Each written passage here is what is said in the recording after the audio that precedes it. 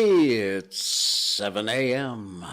on the West Coast, 10 a.m. on the East Coast of America, 3 p.m. in London, 11 p.m. in Kyoto, Japan, and in Malaysia, it's somewhere after the year 300 CE, otherwise known as the start of the Dark Ages. I'm Jay Sheldon, and I'm not wearing pants. Hello, welcome in everybody. Hello to our new viewers on rumble.com. Yes, we are live on Facebook Live, YouTube, Jay Sheldon Malaysia channel, twitch.tv, Jay Sheldon No Pants. You know, I should be consistent. I should have the same URL everywhere, but I don't. And rumble.com/JSheldon. Just look for I'm Not Wearing Pants or that logo. And we are live on Rumble. I have to tell you, though, Rumble is so delayed. Facebook, YouTube, Twitch, not bad. There's a delay, of course, from the time I say something to the time you see it. But on Rumble, by the time we get through the 45 minutes or an hour of this show, it's like 10 minutes behind feeding the stream out there. So when I hit end stream, Rumble shuts down, and I'm not actually finished yet. Not to worry, if you watch on Rumble and you want to see the whole show and you're not watching live now, you can go to Jay Sheldon No Pants over on Rumble. All of our episodes, we upload all 100 and what, after tonight, 116 episodes. Wow. I've been talking crap for 116 nights. That's frightening. So anyway, if Rumble cuts the stream early, which it does because of the lag, you can see the full show at Jay Sheldon No Pants. It'll be up there. And hello to all of our podcast listeners. Thank you so much for your downloads and your listens. I really appreciate the subscriptions. They're doing great. And thank you to all the podcast listeners, the audio portion of our show over on Spotify, Amazon, Apple, wherever you find your podcast, you find us. So thank you for that. All right. Hey, if you're in Malaysia, have you seen the moon tonight? Oh, man, it's a crystal clear night. There's actually, even here in suburban KL where I live, there's a few puffy fair weather kind of clouds, but the night is really quite clear. And the moon is not yet full. I think it's got another day or two or three before it gets actual full. But tonight it's bright and it's almost full and it's gorgeous. If you get a chance, stick your head out the window or go outside and look up because the moon is really, really nice tonight. All right. Speaking of things that are nice tonight, it's time. Miko update. Miko update. Yes. She's doing very well, and she had a great day and a great walk tonight, too. We had a lot of fun on our walk tonight. And where is it? I gotta share this with you. When was it? Yesterday? It was yesterday, yeah, because, wow, this is Monday. So yesterday, we went to a different dog park. We very often go to Desa Park City, which is a beautiful place. They welcome dogs there. And we went to Central Park, which is right by Wanutama. And if you're not from Malaysia, it's a nice little park. It's not as big as Desa Park City, but we were in a Telegram group where a bunch of Shiba owners had chatted up and decided that they wanted to get together yesterday. So we went there, and we brought Miko, and there were probably, 6, 8, 10 Shiba Inus. They were great. And in fact, Yiching Ma made a post of some pictures and videos that she took. Let me hang on a quick second. I just got to do a little technical mumbo jumbo here, and pow, There we go. These are, thank you to Yi Ching. Appreciate that very much. She posted some, whoops, why did I lose my headphones? Hang on. Get it back. There we go. Okay, that's a little bit better. Okay, so she posted some video and audio and shots, still shots.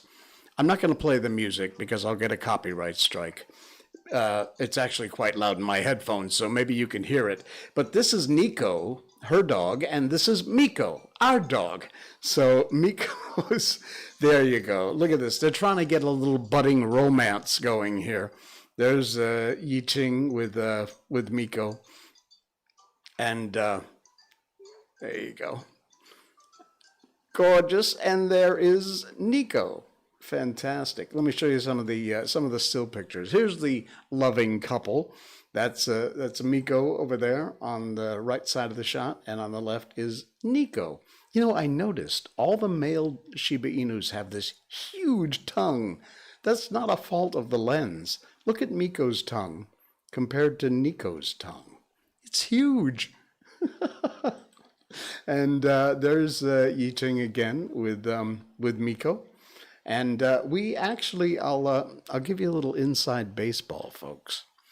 We actually did talk about the idea of maybe getting Nico and Miko together, if you know what I mean. We haven't fully decided yet, but it's on the table. Miko had her first cycle about 4 or 5 months ago, maybe 3 or 4 months ago. And we were going to get her fixed. We put it off because of some other medical issues. But I'm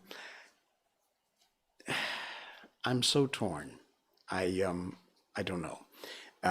We're discussing it. It's on the table. I don't know. I won't get into it now, but just so you know that the possibility exists, we're thinking about it. So anyway, all right. So talking about dogs in pregnancy and menstrual cycles. Oh my God. Avert your eyes, close your ears. Actually, if you are one of the psycho mumbo jumbo people in Malaysia, you might just want to do that. Why did my camera lock? That's really weird. Huh, look at that. It locked. I don't know. Let's switch to camera 2 now for a while and see if we can't figure out why that camera decided to.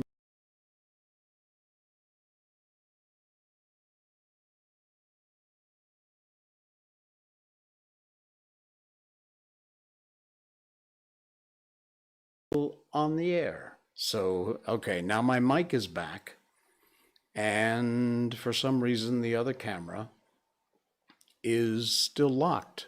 That's really weird. I'm going to try a little strange experiment here, so bear with me while I muck around here and try and figure out what's going on. No, the camera is locked. Look at that. All right. Strange. How about my Facebook review? Nope, that's hanging out there. This is really weird, folks. I don't know why, but that camera just suddenly decided it just doesn't want to play ball anymore.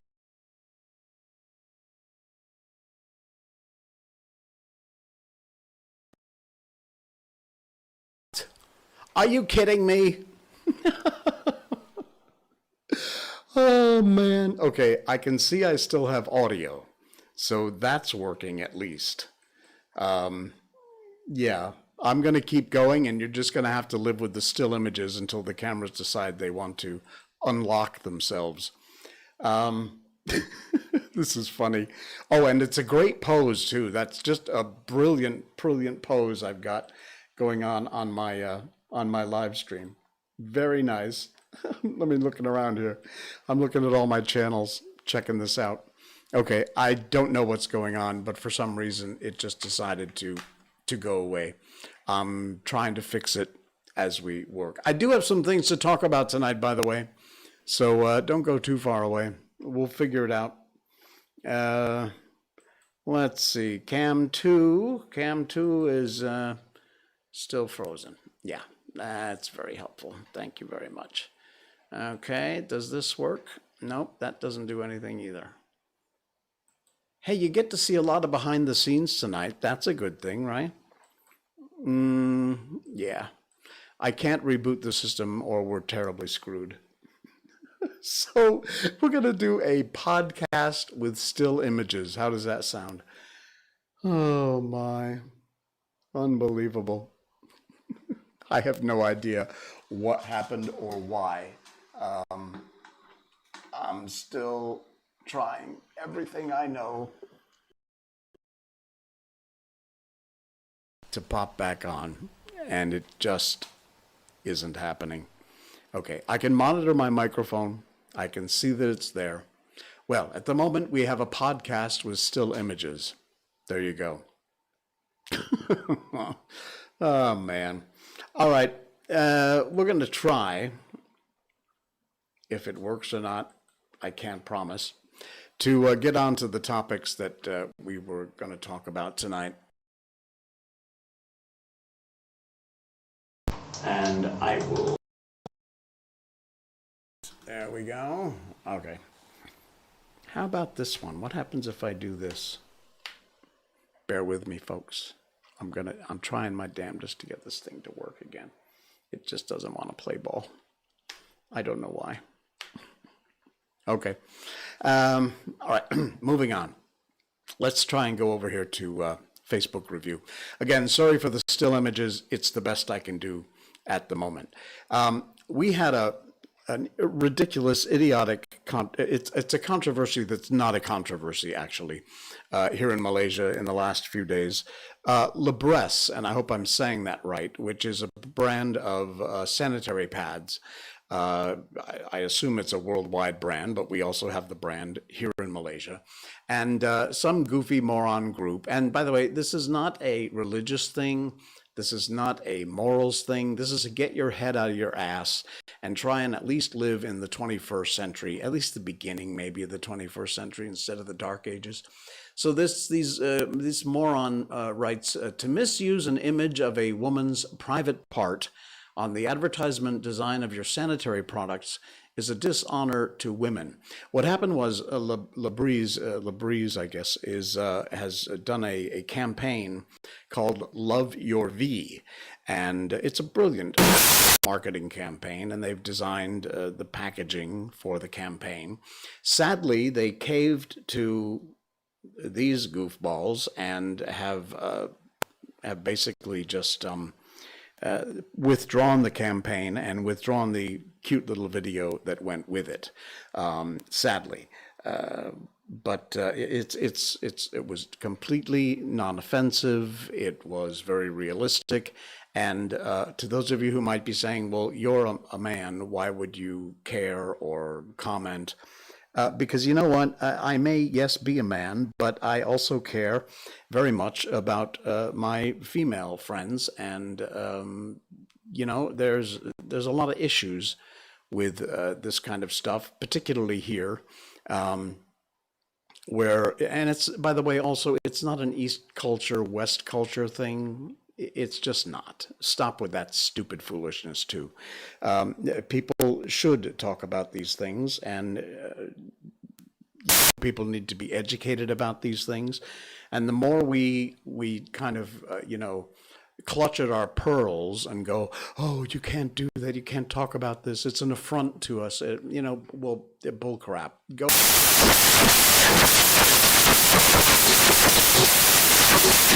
Insane. This is an article from focusmalaysia.my about the controversy. Netizens have backed sanitary pad maker, and good for you. Despite being forced to pull down its advertising, again, it's a shame that they wound up having to do that. But because of an uproar from a group, a female hygiene product maker, Libresse Malaysia, received support on local media for its courage, and that is a good word for it, courage in starting a conversation about menstruation and vaginal health. Why is this a problem? Libresse is doing a great job at educating women about their private parts, and it's actually sad that you need a company to educate us. One of the tweets that went out, or comments, I suppose, maybe on the Facebook page, user I said, again, all these are public, so I'm not, there's no private conversations here. I'm not airing these. These are public things. This should be taught in school and at home, because some women still don't know how to take care of their own private parts. Now, this is what I'm talking about. User Shazalia Sapri added, "What a shame. You should work on something reliable other than questioning the Libresse advertisements." Last week, they published an ad using the theme V Kabaya, launching a limited edition line of sanitary pads using packages decorated with floral pictures inspired by the Nonya Kabaya and the vulva. And the new theme was aimed at encouraging women to feel confident about their bodies, including their private parts. And it was part of their long-running Know Your V, aimed at campaigning to educate women on genital health. So a noble cause.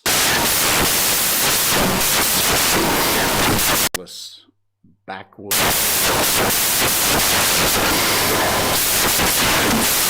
They pulled the ads, and that's, you know what, that's a loss. That's a loss for the women of Malaysia, and I'm sorry that you had to deal with that crap. I'm also sorry that my cameras are not working tonight. There's just a still image up there. I know. If you just tuned in, we had a major malfunction, so we're going to keep on going. We've got an audio show going anyway, and we'll keep this going, even though there's no video to accompany the audio. Some people are staying with us. That's all right. Thank you for that. Appreciate it. Again, I'm doing my damnedest to try and get this thing to work, and for some reason, it's not. So there we go. Hey, it came back. All right. I got cam 1 working. Let's try cam 2. Let me see if we can make that happen. Yep, looks like crap, but we got it. I fixed it. Yay, big round of applause for the idiot. He actually made it work. Now I just got to get my headphones to work. But you know what? If I've got the cameras, I'm good. Okay, cameras are back up and running. So now we look more like an actual live stream. Sorry about that. Oh, man. Unbelievable. I should have tried that in the first place. All right, so I need some coffee. Hold on, sorry. By the way, if you want to go to twitch.tv, check out Miko merch here. You can get our mugs with our show logo on there. See that? Looks just like that. There you go. And also, it's got Miko's picture on there. We've got T-shirts. We got mouse pads, stickers, hoodies, baseball caps, all kinds of cool stuff over there. Twitch.tv, look for Jay Sheldon No Pants merch. Tonight, by the way, check this out. Now that I got my cameras back, this is my dabbing Shiba Inu shirt. Cool, huh? Oh, yeah. Is it dabbing or daubing? I think it's dabbing. I don't know. This pop culture is like over the head. Okay. All right. I have the best story. I have the best story coming up. This is so sweet. This is from ronproject.com. The hat tip to ronproject.com. It's a story, I believe it came out of the U.S., and let me just share this with you over here. A 5-year-old insisted he has a twin in his class, and the teacher sent mom a picture of he and his twin, and she breaks down. And here's the story behind that. Brittany Tankersley was not sure, even hesitant, but found herself at a local Walmart late at night trying to find matching shirts for her son and his friend, who insists that his friend looks exactly like him. All right? You following me? Apparently what happened was there was something called Twins Day in his class at his school. Miles, her son, was so sure, he kept insisting. Brittany, being the awesome mom that she is, decided to go ahead and look for the shirts. There's Miles. Is it Miles? Yeah, Miles. That's her son. And she never saw Tanner, Miles' friend, so she had no idea whether her son was accurate or not, that they were twins, but her son insisted they looked like twins. That was the only description she had, was that both boys had dark hair and brown eyes. Well, he went on about how they looked exactly the same. We both have brown eyes, we both have dark hair, and he was just adamant about the fact that this kid was his twin, the kid in his class. So off to Walmart she went and found him a set of after an hour, found him a set of matching shirts. And Twin Day was just one of the dress-up days for Red Ribbon Week at their school. A daughter had already had a twin, and we planned for a few weeks, but Miles was in kindergarten, so I didn't know any parents to contact in his class. There's the family there. All right. Brittany continued, he popped up and said, "Oh, I asked Tanner if he wanted to be my twin tomorrow, and he said yes." I'm just sitting there at 8 o'clock at night like, who's Tanner? I don't know his mom. What size is he? This was after Brittany told her daughter to be ready with her outfit for the next day, and that's when Miles had a light bulb moment. When Twin Day finally came, Miles' teacher sent Brittany, the mom, a photograph. All her late night hunting had truly paid off, because this was Miles' twin. Check it out. Again, if you're listening on the podcast, check out the video of our show. It's over on rumble.com/JSheldonNoPants. But look at this, and what an amazing shot. And indeed, both guys have got the shirt on. And they end this story by saying the photo brought Brittany to tears, and my heart melted. Obviously, two very different children, but Miles, well, Miles didn't see that. Wouldn't the world be such a better place if we could all view it through the eyes of a couple of 5-year-olds? Wow, that's an amazing story. I love that. I had to share it with you. Again, that's from the folks at Ron Project, RON Project.com, if you want to read the whole story. Well worth your time.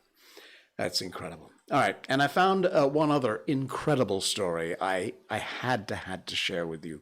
In fact, over on the page Random Acts Malaysia on Facebook, I produce a show over there.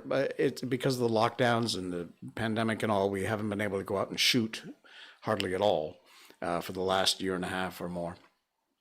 So I've been posting a lot of the stories that we find. It mostly has to do with Malaysia and Malaysians who do random acts of kindness and the good things that common, ordinary people do. And so we like to, they seldom get a tip of the hat and a thank you. So our show tries to, not the NGOs and the big organizations that do public good things. And they do wonderful, wonderful things. But the common, ordinary people, the regular guys and gals who do nice things. So our show tries to give them a hi-ho and a tip of the hat. But I found this, again, it's from the U.S. It's not from Malaysia, but it was such an amazing story. I absolutely had to share this. This fellow, Chris Blaze, posted this. Again, it's a public post. But he said he went to buy a Samsung washer and dryer from a guy. It was an online deal. It was a used Samsung washer dryer. The guy was asking $500 for it. And I told him I just had a kid and asked if he could take $400 and told him I'd be really grateful. So the guy said yes. He got home, he hooked up everything, and everything worked great. And he opened up the dryer to check the lint filter, and he was shocked because inside the dryer was his 400 bucks.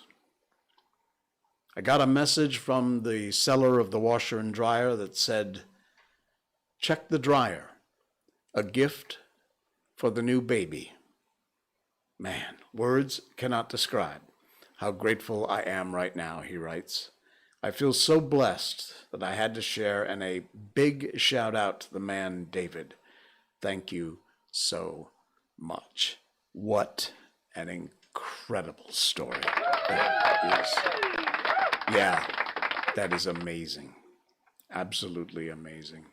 Fantastic. I had to share that because it's just too cool not to share. Puts the 400 bucks in the dryer and gives it back to the guy, gives him the washer and dryer. Folks, in spite of the fact that that we see these ridiculous stories like the one that started our show tonight, there are some not just good people in the world, there are some amazing people in this world that do random acts of kindness out of the goodness of their heart. Their hearts are in exactly the right place. Pay it forward. If you have a chance to even do the simplest of things, help an old person across the street, take out their trash, give someone a lift or a ride, donate a small amount, whatever you can afford. Every little thing you do goes to paying it forward and goes in your good karma bin. And seriously, some of these stories like this just floor me. It's amazing, the amazing things that people do. Wow. All right, got one more to share, and then we're going to move on to our book tonight. We're doing The War of the Worlds, as you know, H.G. Wells. We've been reading that classic book, a chapter at a time, all the way till we get through the end. We've already done a bunch of these books, Alice in Wonderland, The Wizard of Oz, Little Prince, Velveteen Rabbit, Peter Pan. So right now it's The War of the Worlds, which is the original H.G. Wells book. Anyway, before we get to that, these are some odd things. It's from ranker.com. And what things, well, let me show you the headline here from ranker.com. Things that are normal for most of the world that Americans may find confusing. Now, next year, God willing, I will have been in Malaysia for 20 years. So I'd like to think I'm mostly Malaysian. I'm not.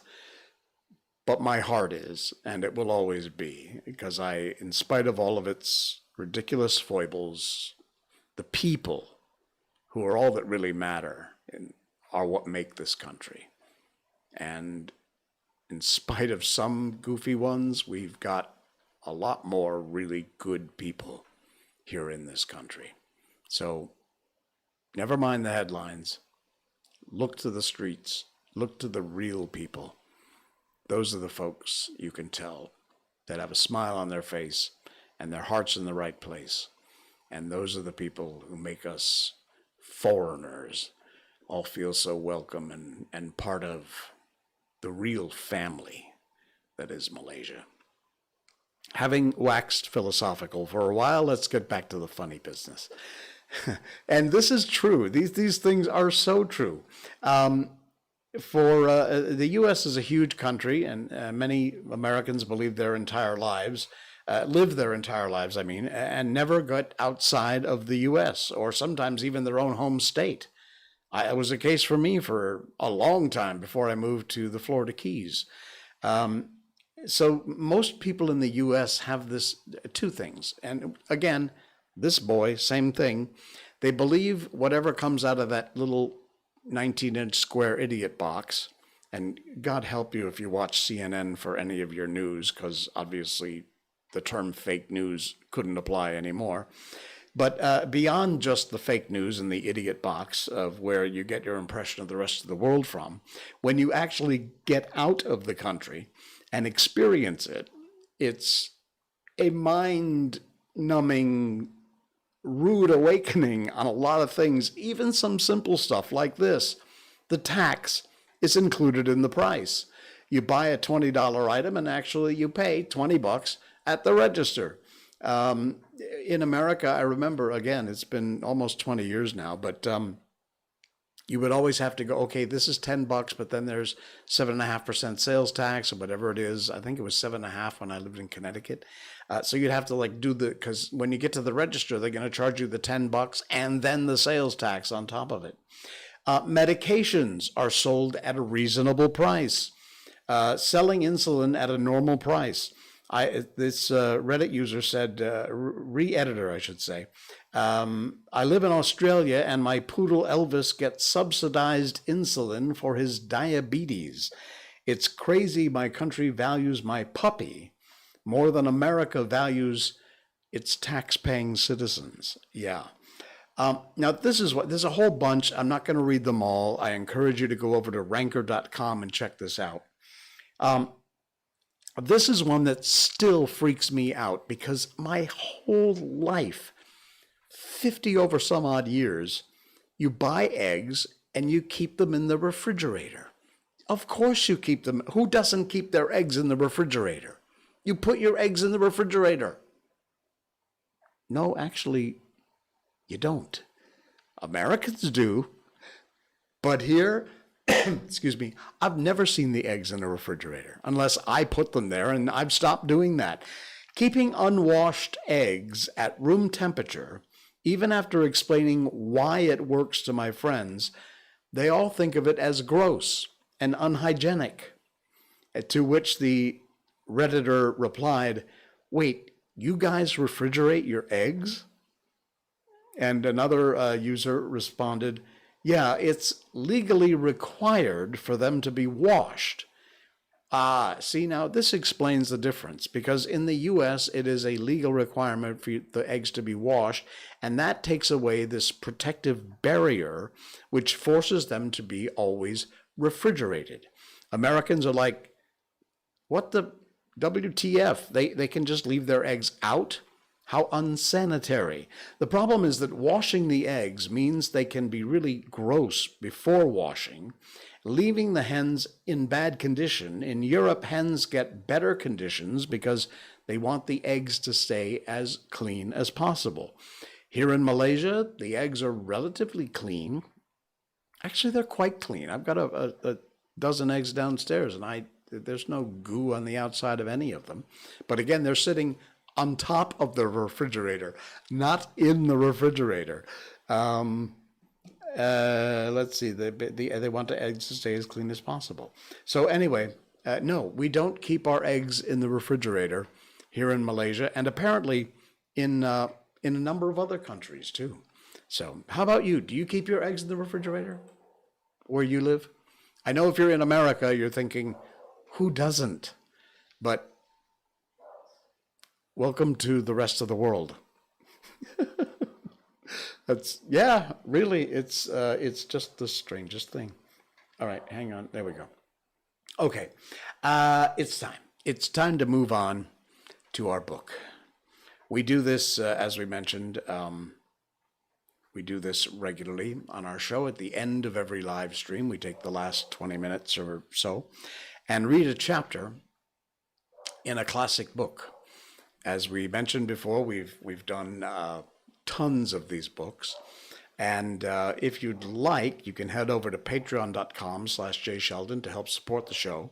There's 3 different tier levels. The first one is just basically like buy me a coffee once a month, and it helps to support the show. And thank you very much for that. Appreciate it. Very small, tiny, tiny little amount. We even reduced it. So even when you do the conversion to ringgit, it's very cheap. Thank you. Help support me. Tier 2 gets you access to a special site where we've set up a channel where you can just get the book portion of our show. So all the books are there listed, chapter 1, 2, 3, 4, 5, 6, all the way through. Sometimes we read more than one chapter, sometimes a half a chapter, part 1, part 2, but they're all there sequentially, very well organized. And so basically it's like an audio book you're getting. So that's a special feature if you're at the second tier level over on patreon.com/jsheldon. And if you are, thank you. Appreciate it very much. Okay, last bit of begging plug I'm going to do for tonight. So let's move up and on and over to The War of the Worlds from H.G. Wells. This is the original book, published back in, 1898, I think it was, as a magazine serial, 1897, and then in 1898, the first novel was actually published from H.G. Wells in a novel form, in a hardcover book. So on and up into chapter 12, what I saw of the destruction of Weybridge and Shepperton. As the dawn grew brighter, we withdrew from the window from which we had watched the Martians and went very quietly downstairs. The artilleryman agreed with me that the house was no place to stay in. He proposed, he said, to make his way Londonward and thence rejoin his battery, number 12 of the Horse Artillery. My plan was to return at once to Leatherhead, and so greatly had the strength of the Martians impressed me that I determined to take my wife to New Haven and go out with her out of the country forthwith. For I had already perceived clearly that the country about London must inevitably be the scene of a disastrous struggle before such creatures as these could be destroyed. Between us and Leatherhead, however, lay a third cylinder, with its guarding giants. Had I been alone, I think I should have taken my chance and struck across the country, but the artilleryman dissuaded me. It's no kindness to the right sort of wife, he said, to make her a widow, and in the end I agreed to go with him under the cover of the woods, northward as far as Street Chobham before I parted with him. Thence I would make a big detour by Epsom to reach Leatherhead. I should have started at once, but my companion had been in active service, and he knew better than that. He made me ransack the house for a flask, which he filled with whiskey, and we lined every available pocket with packets of biscuits and slices of meat. Then we crept out of the house and ran as quickly as we could down the ill-made road by which I had come overnight. The houses seemed deserted. In the road lay a group of 3 charred bodies close together, struck dead by the heat ray, and here and there were things that people had dropped, a clock, a slipper, a silver spoon, and the like poor valuables. At the corner turning up toward the post office, a little cart filled with boxes and furniture, and horseless, heeled over on a broken wheel. A cash box had been hastily smashed open and thrown under the debris. Except the lodge at the orphanage, which was still on fire, none of the houses had suffered very greatly here. The heat ray had shaved the chimney tops and passed, yet, save ourselves, there did not seem to be a living soul on Maybury Hill. The majority of the inhabitants had escaped, I suppose, by way of the old walking road, the road I had taken when I drove to Leatherhead, or they had hidden. We went down the lane by the body of the man in black, sodden now from the overnight hail, and broke into the woods at the foot of the hill. We pushed through these towards the railway without meeting a soul. The woods across the line were but the scarred and blackened ruins of woods. For the most part the trees had fallen, but a certain portion still stood, dismal gray stems with dark brown foliage instead of green. On our side the fire had done no more than scorch the nearer trees. It had failed to secure its footing. In one place the woodman had been at work on Saturday. Trees felled by freshly trimmed lay in a clearing with heaps of sawdust by the sawing machines and its engine.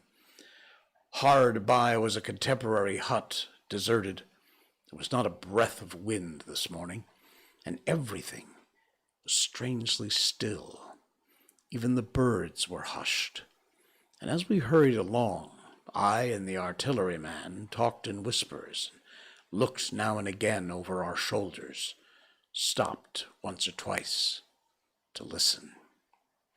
After a time we drew near the road, and as we did so we heard the clatter of hoofs, and saw through the tree stems 3 cavalry soldiers riding slowly towards Woking. We hailed them, and they halted while we hurried towards them. It was a lieutenant and a couple of privates of the 8th Hussars, with a stand like a theodolite, which the artilleryman told me was a heliograph. "You are the first men I've seen coming this way this morning," said the lieutenant. "What's brewing?" His face and voice were eager. The men behind him stared curiously. The artilleryman jumped down the bank and onto the road and saluted. "Gun destroyed last night, sir. Have been hiding. Trying to rejoin battery, sir. You'll come in sight of the Martians, I expect, about half a mile along this road."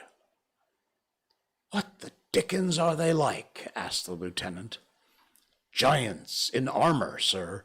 100 feet high, 3 legs and a body like aluminum, with a mighty head in a hood, sir."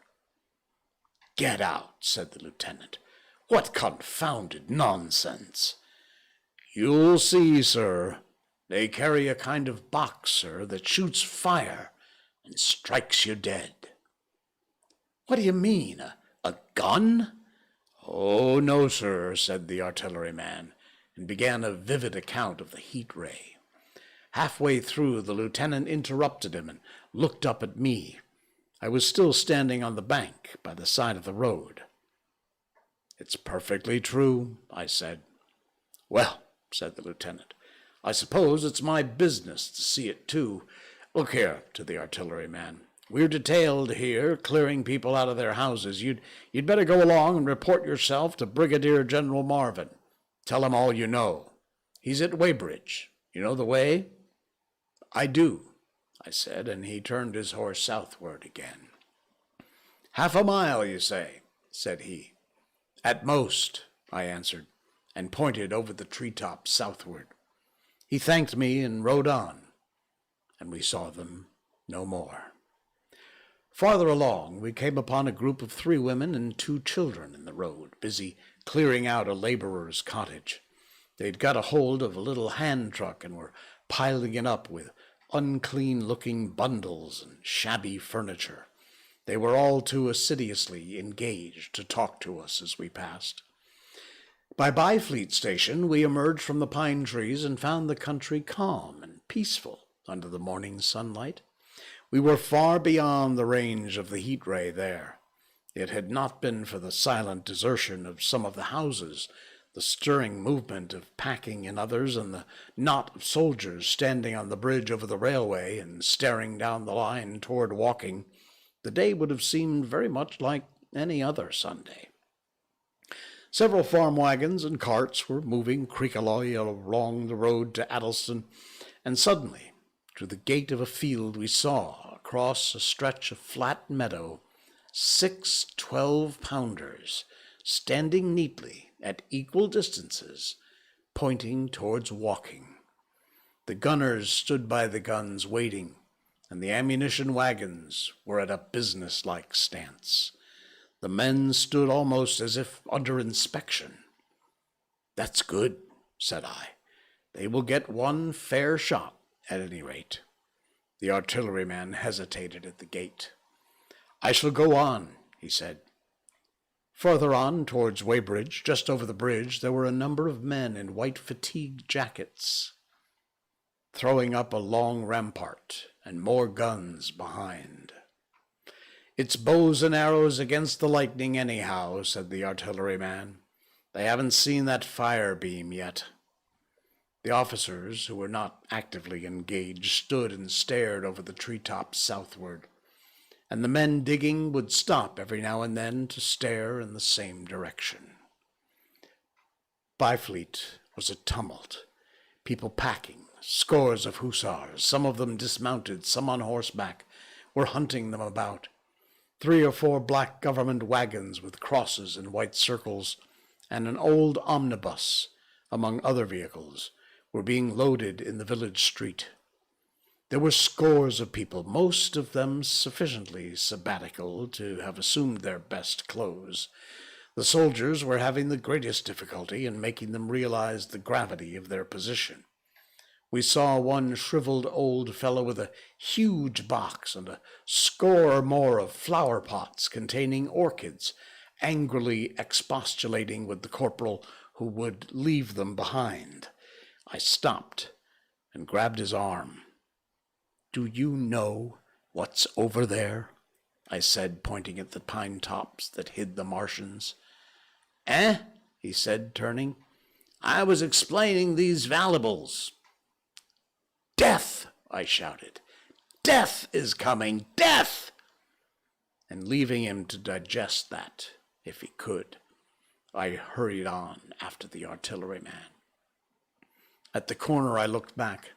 The soldier had left him, and he was still standing by his box, with his pots of orchids on the lid of it, and staring vaguely over the trees. No one in Weybridge could tell us where the headquarters were established.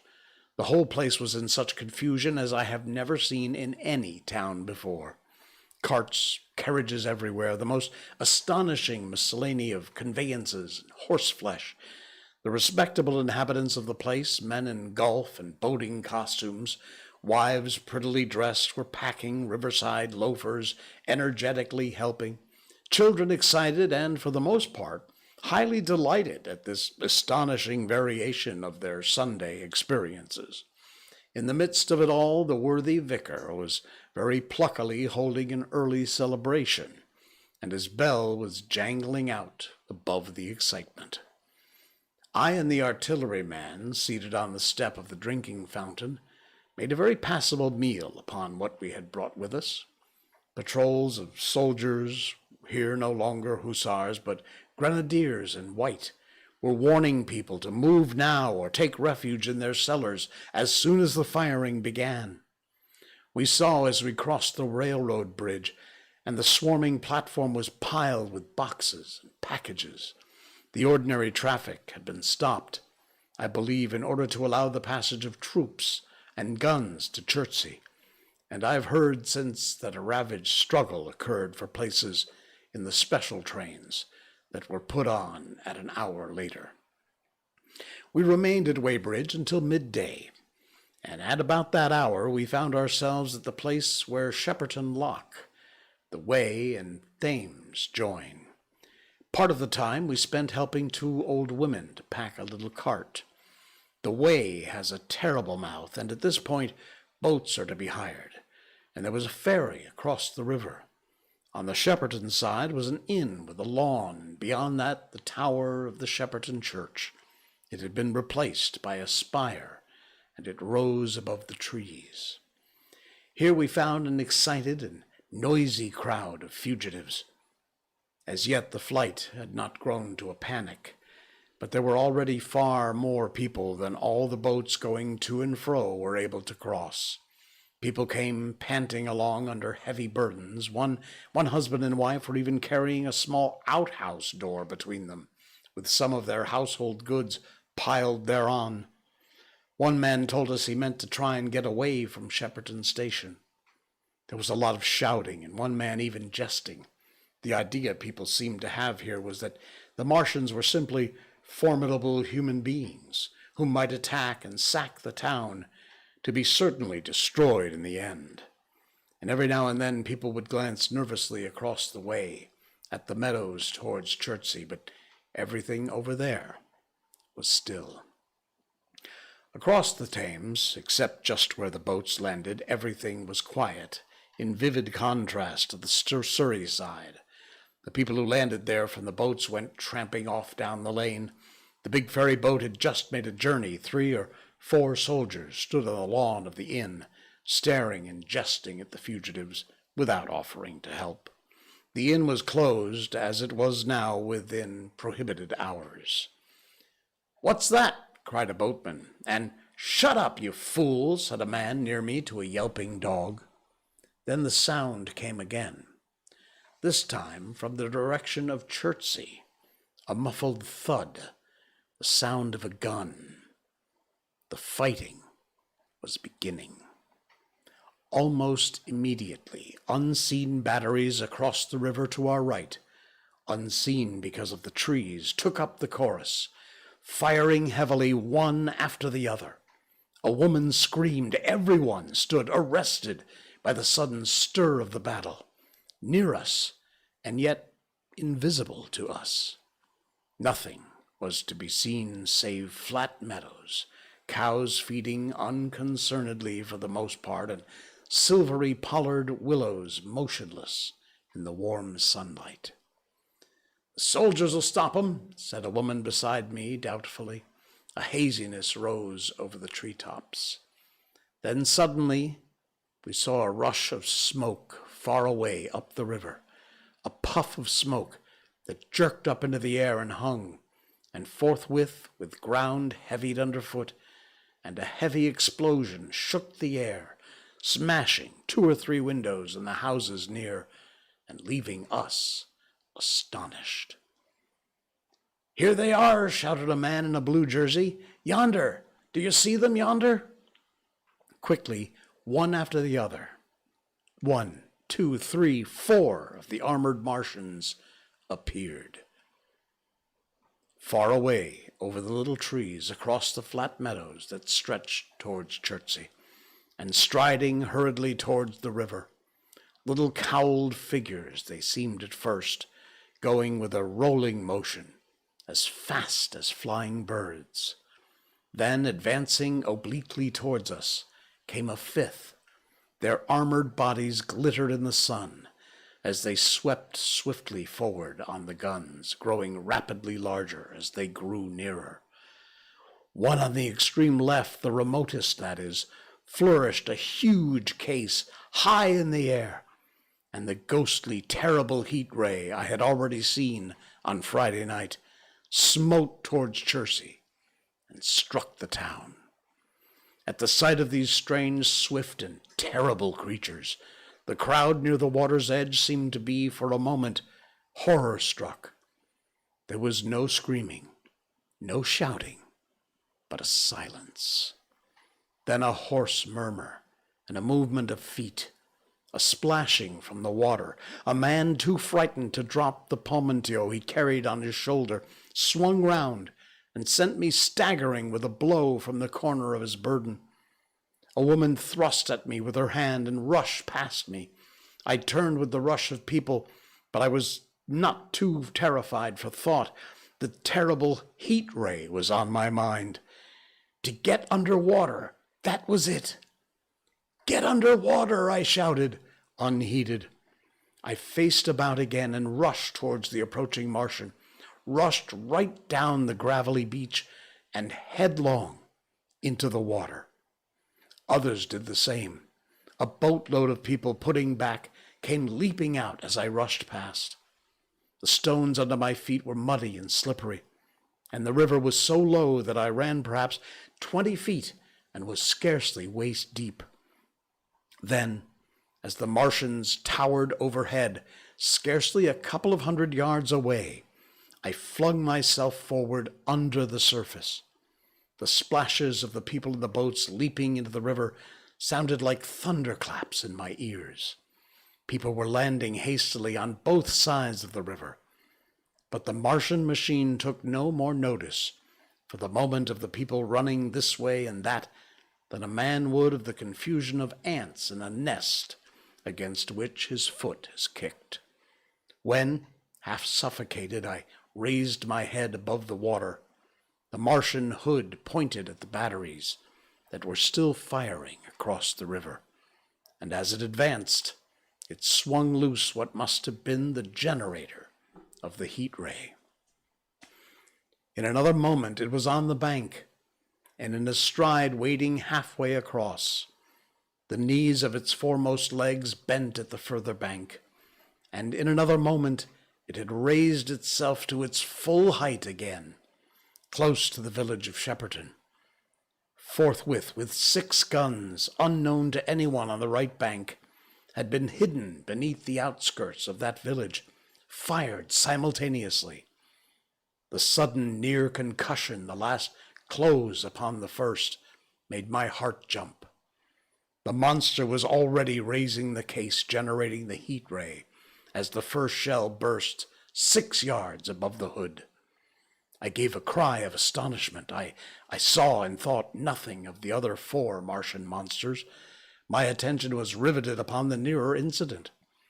Simultaneously, 2 other shells burst in the air near the body as the hood twisted round, in time to receive, but not in time to dodge, the 4th shell.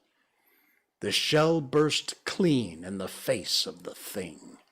The hooded bulged, flashed, and whirled off in a dozen tattered fragments of red flesh and glittering metal. "Hit!"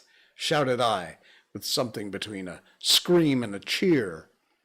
I heard answering shouts from the people on the water about me. I could have leaped out of the water with that momentary exultation. And with that, we're going to end this chapter. We'll pick it up and continue part 2 of chapter 12 in our next stream. Wow! The fight is on, and the Martians apparently are not as invincible as they seem. All right, we will have the rest of chapter 12 coming up on Wednesday night. Patreon.com/JSheldon if you want to help support the show. Thank you so much for joining, and we'll see you again Wednesday night, 10 o'clock Malaysia time. Until then, I'm Jay Sheldon, and I'm not wearing pants. Good night.